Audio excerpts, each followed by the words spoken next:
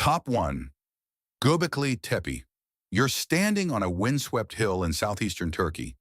The year is 9600 BCE. Below you, hundreds of people are hauling limestone pillars weighing 10 to 20 tons without wheels, without metal tools, without pack animals. They're building a temple. But according to everything we know about human history, you don't exist. You're supposed to be a nomadic hunter-gatherer, too primitive for organized religion, too scattered for monumental architecture. Yet here you are creating the oldest known temple on Earth. In 1994, German archaeologist Klaus Schmidt began excavations at a site shepherds had long avoided, believing it cursed. What he uncovered would force a complete revision of the Neolithic Revolution timeline. Radiocarbon dating places, construction at 9600 to 8200 BCE, making it 11600 years old. It predates Stonehenge by 6,000 years and the Egyptian pyramids by 7,000 years. The site covers 22 acres with at least 20 stone circles identified via ground-penetrating radar. T-shaped limestone pillars reach 18 ft tall and weigh up to 20 tons each. Pillars feature intricate carvings, foxes, lions, scorpions, vultures, serpents, over 200 animal reliefs carved with surgical precision. Here's what makes archaeologists uncomfortable. There's no evidence of habitation, no cooking fires, no trash heaps, no dwellings. It's purely ceremonial. A temple built by people who supposedly hadn't invented civilization yet. Analysis by Schmidt indicated a workforce of 500 plus people over decades, requiring social organization far beyond what nomadic bands should possess. Enclosure D contains Pillar 43, the Vulture Stone, which Martin Sweatman from the University of Edinburgh argued in 2017 possibly depicts a comet strike circa 10,150 BCE. The astronomical alignments aren't accidents. These builders knew the sky.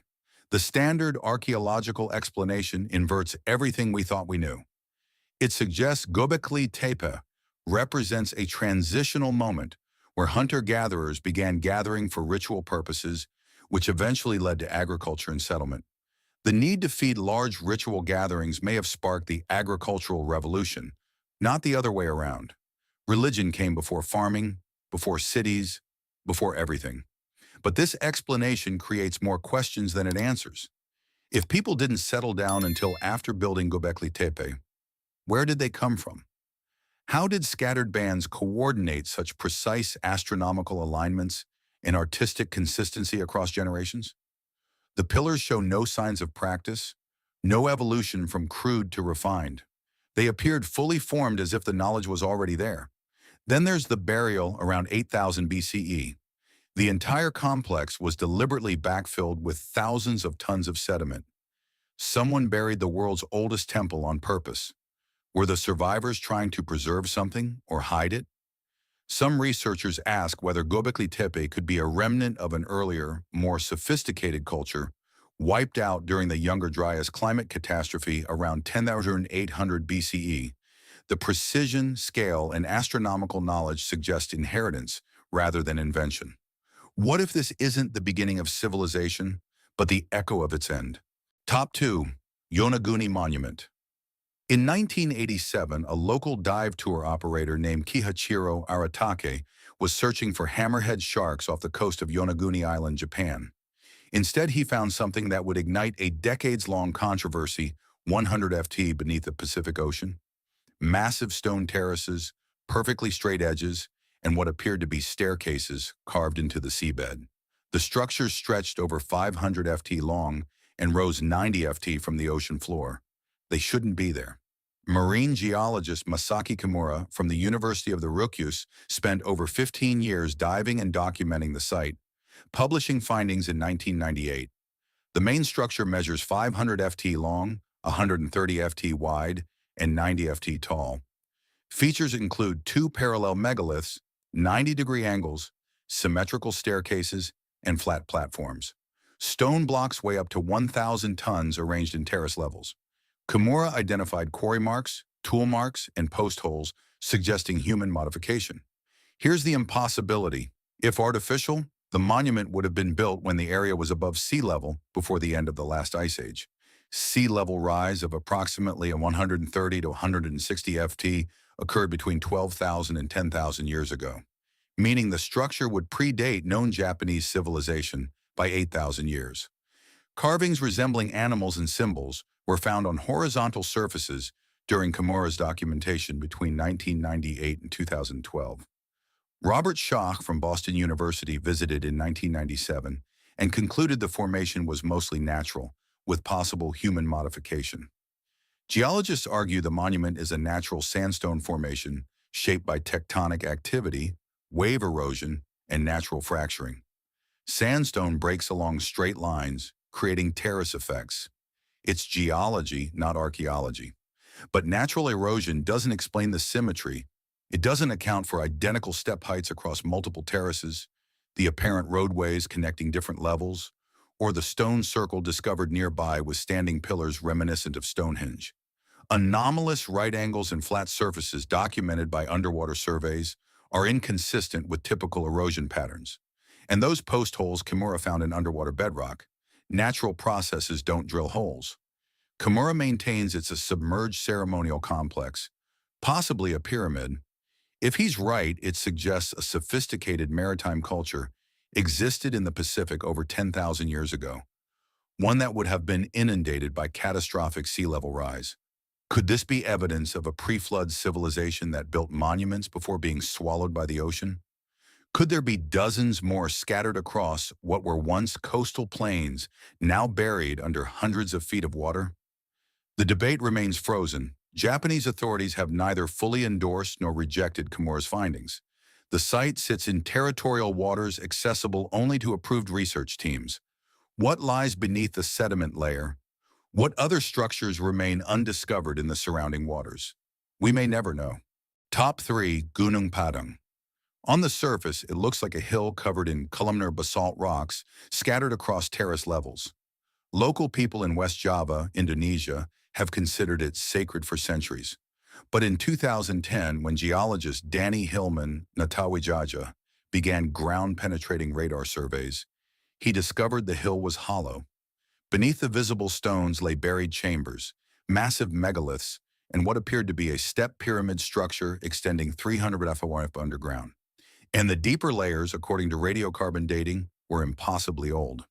The site has been known since 1914, but serious archaeological investigation began in 2010 when Indonesia's catastrophic disaster team explored it. Natawijaja's findings were published in 2018 but met with fierce academic resistance. The surface layer, Layer 1, carbon dated to 3500 BCE. Layer 2, buried beneath soil, dated to 8000 BCE. Layer 3, deep underground structures, dated to 12,000 to 13,000 BCE. Layer 4, the deepest excavated sections, yielded dates of 20,000 to 22,000 BCE. According to Natawijaja and colleagues in 2018, ground-penetrating radar revealed massive chambers and halls beneath the surface. Seismic tomography showed a pyramid-shaped structure 300 to 400 FT tall, built in at least 4 layers. Columnar basalt stones on the surface appear arranged, not naturally scattered. Some weigh over 200 tons. Core drilling samples extracted organic material from cement-like material binding stones, which researchers claimed as ancient geopolymer concrete. The site covers approximately 25 acres across multiple terraces. Critics, including Indonesian archaeologists and the official Heritage Conservation Center, argue the dates come from natural lava flows, not human construction. They claim the structure is a natural volcanic hill with later megalithic additions on top. The 20,000 BCE dates reflect geological material, not archaeological evidence. It's a mountain, not a monument. But Natawijaja's team extracted samples from what appears to be artificial fill material, not virgin bedrock. The radar images show rectangular chambers, not random volcanic cavities. And if it's entirely natural, why are the columnar basalt rocks arranged in neat rows and terraces aligned to cardinal directions? Why would nature build a pyramid? Natawijaja believes Gunung Padang is the remnant of an advanced megalithic culture that predates the Younger Dryas event. He suggests the pyramid was built in stages over thousands of years with the oldest foundation constructed by a pre-flood civilization. If true, it would be the oldest pyramid on Earth built when most humans were supposed to be painting in caves. The Indonesian government has wavered between supporting and suppressing the research. The site remains partially excavated, its deepest secrets still buried. What's inside the underground chambers revealed by radar? How was organic material incorporated into cement 20,000 years ago? Who built the foundation? And what happened to them when the world changed? Top 4. Dwarka. Ancient Hindu texts describe Dwarka as a magnificent city built by Lord Krishna, a place of golden gates and towering temples that sank into the sea after Krishna's death. For thousands of years, it was dismissed as mythology. Then in 2000, India's National Institute of Ocean Technology was conducting routine pollution surveys in the Gulf of Khambat off the western coast of India when their sonar picked up geometric patterns on the seabed 120 ft underwater. What they found matched the ancient descriptions almost perfectly. Between 2000 and 2002, marine archaeologist S.R. Rao and teams from the Archaeological Survey of India discovered submerged structures off the coast of modern Dwarka using side-scan sonar and underwater photography. Structures were found at depths of 100 to 120 ft, including stone walls, foundations, and what appear to be building complexes. Acoustic imaging revealed a grid pattern spanning 5 miles, suggesting urban planning. According to the NIOT report from 2002, artifacts retrieved include pottery, beads, fossilized wood, and worked stone. A piece of fossilized wood pulled from the site dated to 7500 BCE, published in Marine Archaeology in 2004. Stone anchors and pillars were found matching descriptions of ancient port infrastructure. Side-scan sonar images show rectangular and square formations, inconsistent with natural geology. The Mahabharata describes Dwarka as having 900,000 royal palaces with crystal and silver walls.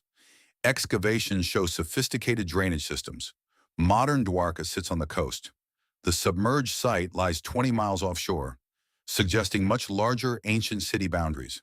Skeptics argue the formations are natural rock outcroppings, beach rock formations created by cementation of sediments. Some archaeologists claim the artifacts could have been deposited by currents, not from a city.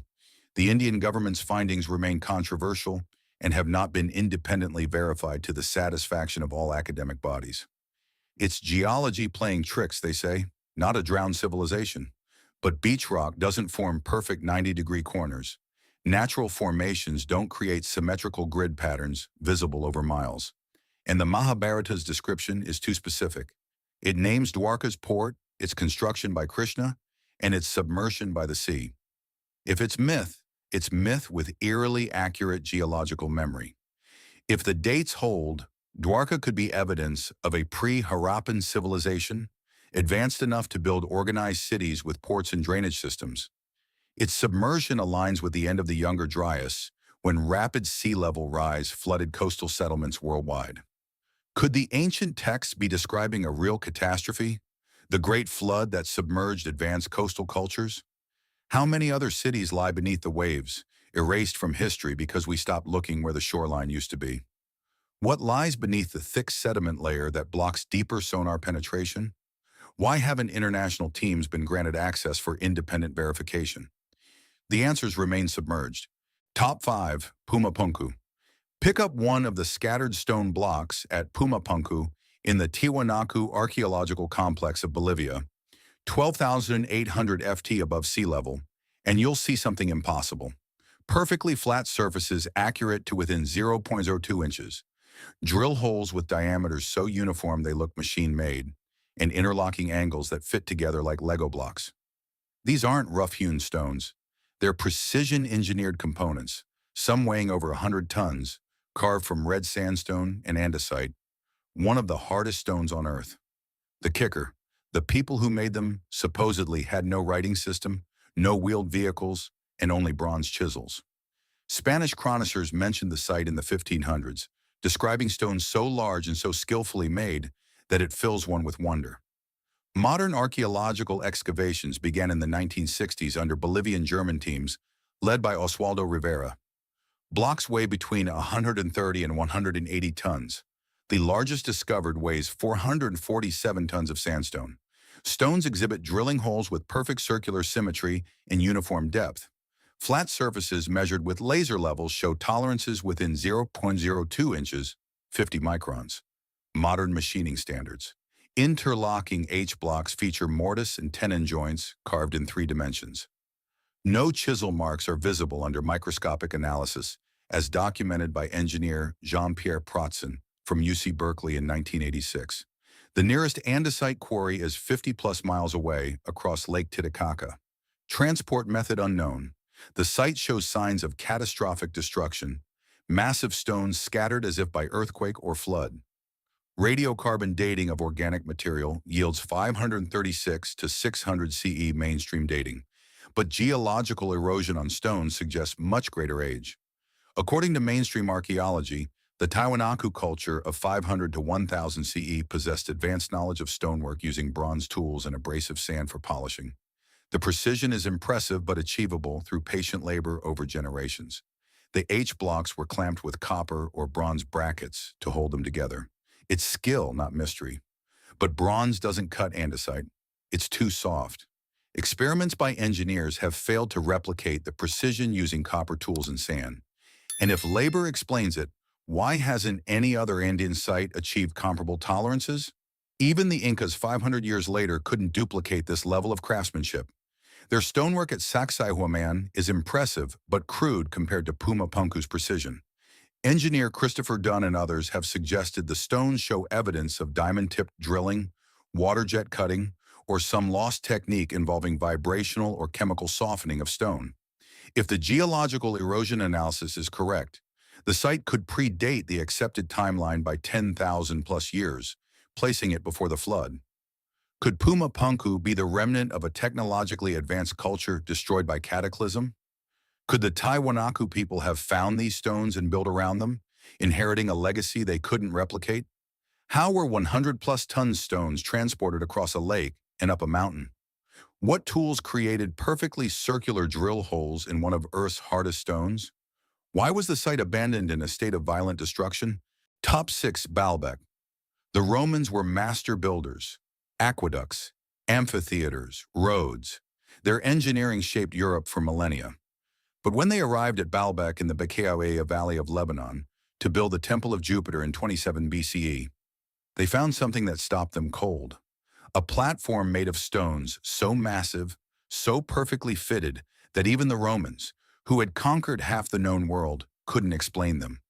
They built their temple on top, but they never moved the foundation. They couldn't.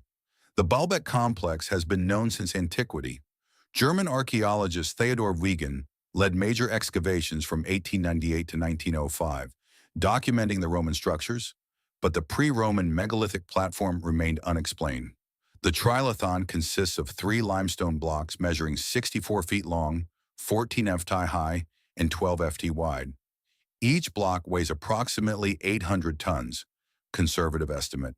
Some researchers claim up to 200 tons. Blocks are fitted together with joints so tight a knife blade won't fit between them. In the quarry half a mile away lies the stone of the pregnant woman, weighing 1,000 tons, partially cut but never moved.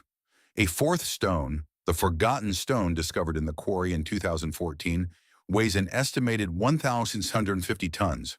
Roman construction sits on top of the platform but uses much smaller stones, 10 to 20 tons. Roman-era construction techniques documented by Vitruvius mention nothing capable of moving 800-ton blocks.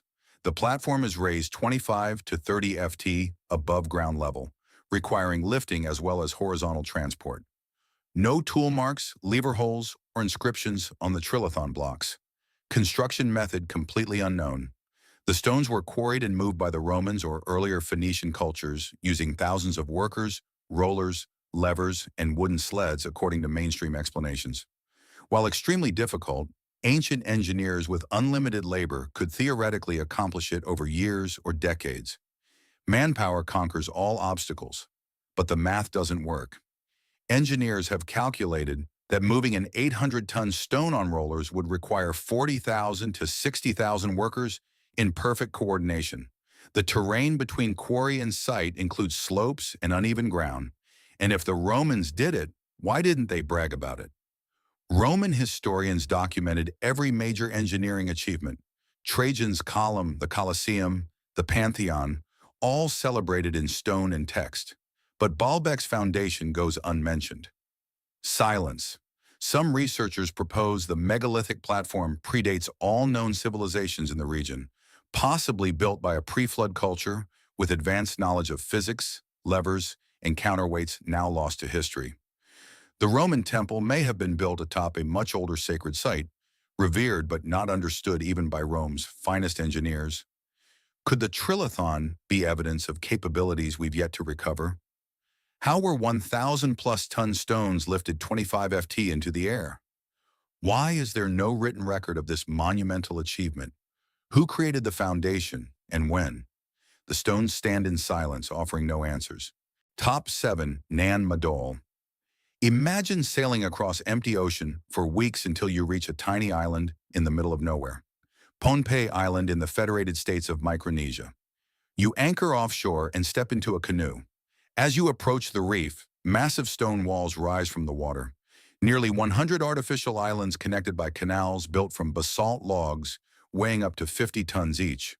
No mortar, no wheels, no metal tools, just millions of tons of hexagonal basalt stacked like Lincoln logs across 170 acres of shallow lagoon.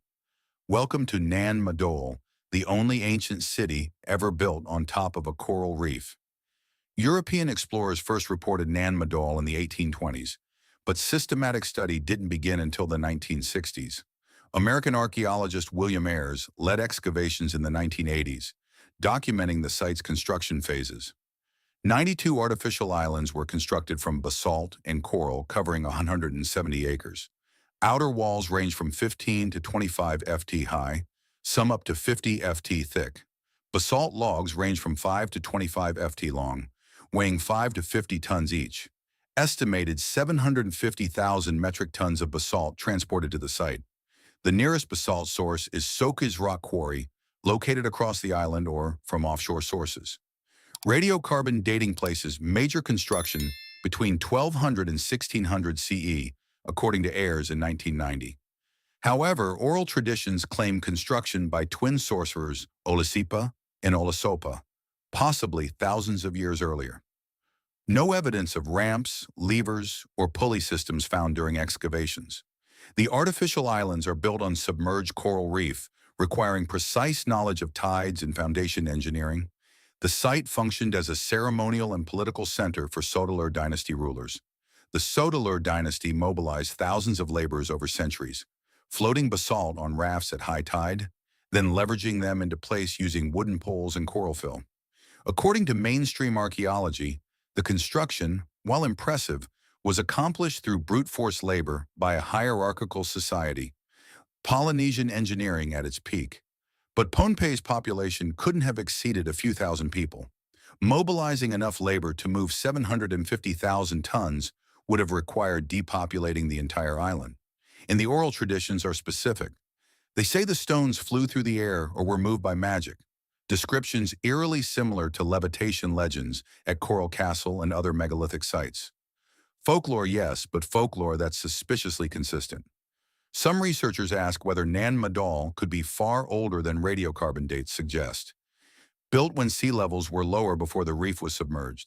The lack of tool marks, the precision fitting, and the unexplained logistics echo patterns seen at Baalbek and Pumapunku. Could there have been a widespread megalithic culture across the Pacific predating known Polynesian migrations? Could the Sotalur dynasty have inherited these structures, maintaining and expanding what was already there?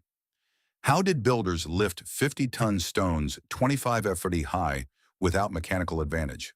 Why build an entire city on a reef prone to flooding and typhoons? Do the oral traditions of flying stones preserve memory of a lost technique? The answers remain locked in basalt and legend. Top 8. Bimini Road. In 1968, zoologist and pilot J. Manson Valentine was flying low over the Bahamas when he spotted something strange beneath the turquoise water 18 ft down. A perfectly straight line of rectangular stones stretching over 2,000 weft. Each block aligned with geometric precision. The stones looked like a road or perhaps a harbor wall, submerged and forgotten. The discovery ignited immediate controversy because Edgar Cayce, the famous psychic, had predicted in 1938 that Atlantis would be discovered near Bimini in 1968 or 1969. Prophecy or coincidence? Valentine, alongside archaeologist William Donato and divers from the Psychical Research Foundation, began underwater surveys in 1968. The formation was dubbed Bimini Road and has been studied, debated, and dismissed repeatedly over 50-plus years. The formation stretches approximately 2,000 ft in a J-shaped curve. It consists of limestone blocks, most rectangular, measuring 6 to 13 ft per side. Blocks rest at a depth of 15 to 18 ft below current sea level. Some blocks show evidence of tool marks and right-angle cuts claimed by Donato in the 1990s. Proponents identify prop stones, small rocks wedged beneath larger blocks, suggesting artificial leveling. Carbon dating of limestone samples yields inconclusive results. Limestone is difficult to date accurately. Sea level in the region was 300-plus feet lower during the last glacial maximum, 20,000 BCE, rising to current levels around 10,000 to 8,000 BCE. Parallel formations visible in aerial photography suggest multiple aligned structures. In the 1980s, archaeologist David Zink reported finding T-shaped stone blocks and carved marble artifacts nearby. Geologists like Eugene Shin from USGS in 1978 argue Bimini Road is beach rock, a natural formation where sand and shells cement together in the intertidal zone.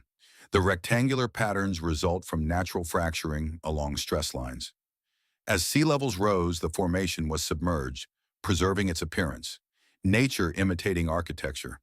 But beach rock fractures irregularly. It doesn't create uniform rectangles aligned in straight lines over 2,000 ft, and the prop stones beneath larger blocks, if confirmed, wouldn't occur naturally. Geologist Dr. Greg Little conducted resistivity surveys in 2005, showing the blocks rest on a foundation layer, not natural bedrock, suggesting deliberate construction. If Bimini Road is artificial, it could be a harbor wall or ceremonial pathway built when the area was above sea level around 10,000 to 12,000 years ago.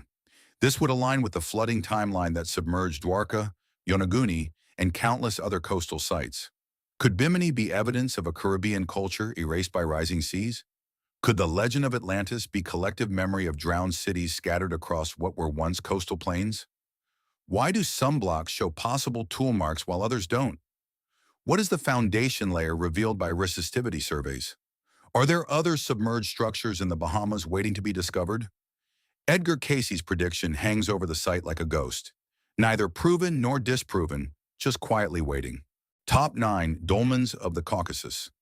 Deep in the forested mountains between the Black Sea and the Caspian Sea, spanning 7,500 square miles across southern Russia and Abkhazia, stand over 3,000 stone structures that defy easy explanation. They're called dolmens, massive stone chambers built from slabs weighing up to 30 tons, fitted together without mortar, each featuring a perfectly circular entrance hole, barely wide enough for a human to crawl through. Some archaeologists date them to 4,000 years ago. Others whisper they could be 25,000 years old. Either way, nobody knows who built them or why. Russian archaeologists began cataloging Caucasus dolmens in the 1890s. Major studies conducted in the 1960s through 1980s by Vladimir Markovin documented over 2,400 structures. Recent ground-penetrating radar and radiocarbon analysis in the 2000s through 2010s reignited controversy over their age. Over 3,000 dolmens have been identified across 7,500 square miles, mostly in remote forested areas. Structures consist of 4 to 6 massive stone slabs forming rectangular chambers, capped with a roof slab weighing 10 to 30 tons. Entrance holes are perfectly circular, 1.5 to 2 ft in diameter, often featuring stone plugs that fit precisely. Mainstream radiocarbon dating of organic material inside chambers yields 4,000 to 2,000 BCE. Alternative researcher Valery Dyachenko claims geological erosion analysis suggests 25,000 to 10,000 BCE. Some dolmens are built into hillsides with only facades visible, requiring precision excavation.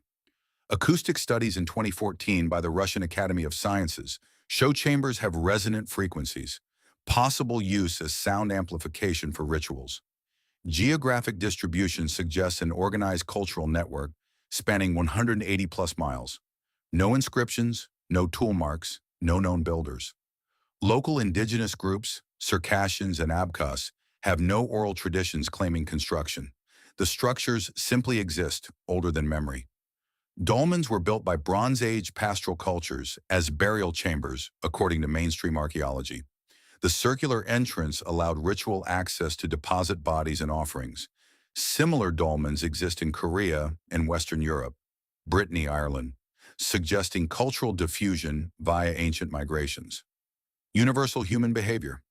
But the Caucasus dolmens don't match European or Korean versions in construction style or size.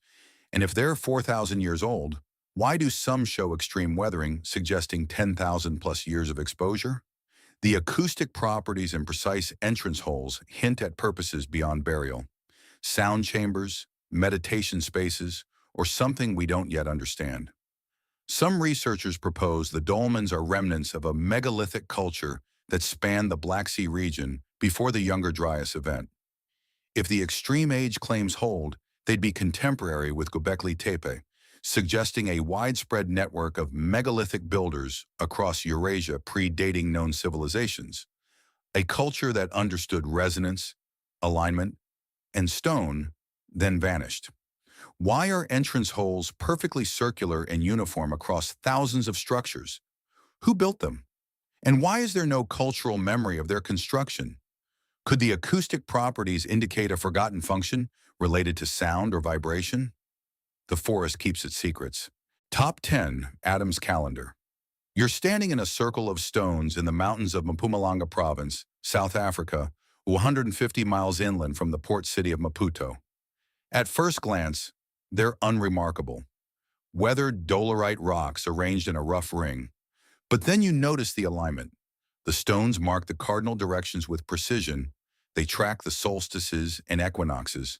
They align with Orion's belt, rising on the horizon exactly as it did 75,000 years ago. If that date is correct, you're standing in the oldest man-made structure on Earth, built by anatomically modern humans 50,000 years before Göbekli Tepe, before agriculture, before cities, before history itself.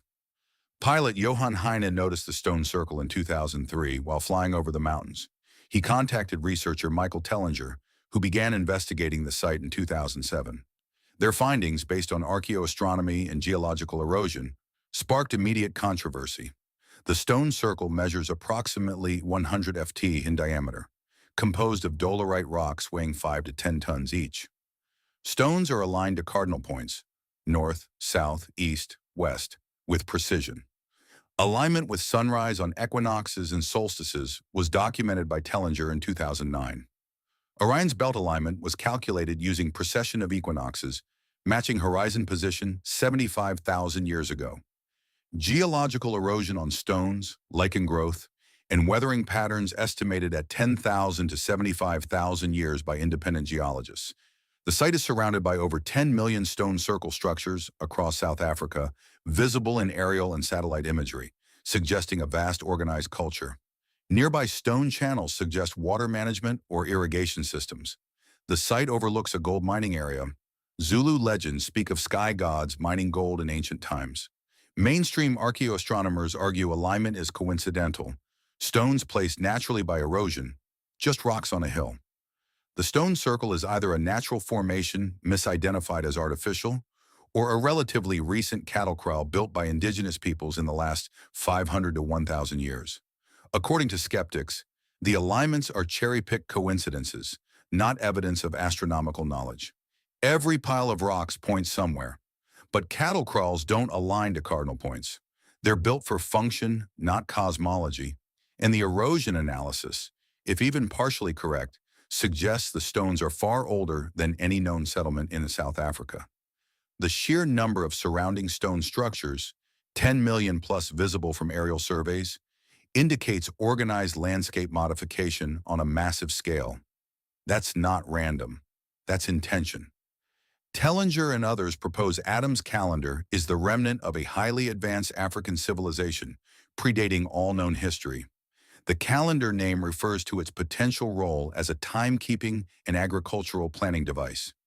If accurate, it suggests modern humans possess symbolic thought, astronomy, and megalithic construction abilities 50,000 plus years earlier than academics currently accept. Could this be ground zero for human civilization? Could the out-of-Africa migration have carried not just genes, but knowledge, architectural blueprints, and astronomical observations that seeded Göbekli Tepe and every megalithic site that followed? How accurate are the erosion-based age estimates? Why are there millions of stone structures across South Africa? And who built them? Do the Orion alignments prove intentional astronomical observation 75,000 years ago? The stones offer no answers, only alignments that shouldn't exist. 10 sites, 5 continents, spanning 75,000 years, or perhaps only 12,000 depending on who you ask. But whether the dates are off by decades or millennia, the pattern is undeniable. Göbekli Tepe's astronomical alignments and deliberate burial. Yonaguni's submerged terraces with impossible right angles. Gunung Padang's buried chambers dated to the impossible past. Dwarka's drowned ports matching ancient texts. Puma Punku's precision that modern tools struggle to replicate. Baalbek's unmovable stones that silenced even Rome. Nan Madol's floating city built on coral. Bimini's geometric road beneath Caribbean waters. The Caucasus dolmens, acoustic chambers, and circular entrances. Adam's calendar's Orion alignment from the dawn of humanity. These aren't isolated curiosities. They're fragments of a global story, one mainstream archaeology struggles to explain because it doesn't fit the timeline we've been taught. The official narrative says civilization began 6,000 years ago in Mesopotamia. Agriculture started 10,000 years ago. Before that, nomadic hunter-gatherers with no time for temples, no need for astronomy, no capacity for megalithic engineering, linear progress from primitive to advanced. But the evidence whispers otherwise. It suggests that before the Great Flood, whether that's the Younger Dryas meltwater pulse around 10,800 BCE, a comet impact, or gradual sea level rise that drowned coastal plains, there were cultures that built in stone, tracked the stars, and understood engineering principles we've only recently rediscovered. The flood myths aren't myths, they're memory. Every continent has them. Noah, Utnapishtim, Manu, Viracocha, different names, same story. Water rising, cities drowning, knowledge lost. The mainstream explanation is convergent evolution. Humans everywhere, when given enough time, will build upward, track the sun, and move big rocks. The similarities are coincidence, not conspiracy, geology and human nature, nothing more. The alternative asks, what if it's not convergent evolution, but inherited knowledge? What if these sites are the high watermarks, literally, of civilizations that rose and fell before recorded history? What if the survivors carried fragments forward, rebuilding what they could remember, encoding what they couldn't forget in stone and myth? What if we're not the first advanced civilization on this planet, just the first to forget we had predecessors? We assume progress moves in one direction, from primitive to advanced. But what if history is cyclical? What if we've been here before and forgotten? The Romans couldn't move the Trilithon. The Incas couldn't replicate Pumapunku. We can't explain Göbekli Tepe. Each age inherits ruins it can't duplicate. Proof that what came before was greater than what survived. Most people walk through museums, look at timelines, and never question. They accept the official story and move on. But you didn't. You made it this far because you see the cracks in the narrative. You're wired to notice when the evidence doesn't match the explanation. You understand that when mainstream archaeology says, we don't know, sometimes what they mean is, we don't want to know. Because knowing would mean rewriting every textbook, every documentary, every comfortable assumption about human history. If these stories of lost civilizations and ancient engineering have changed the way you look at the ruins of our past, please subscribe and like the channel. We are unearthing the history they tried to bury. Join us as we piece together the truth.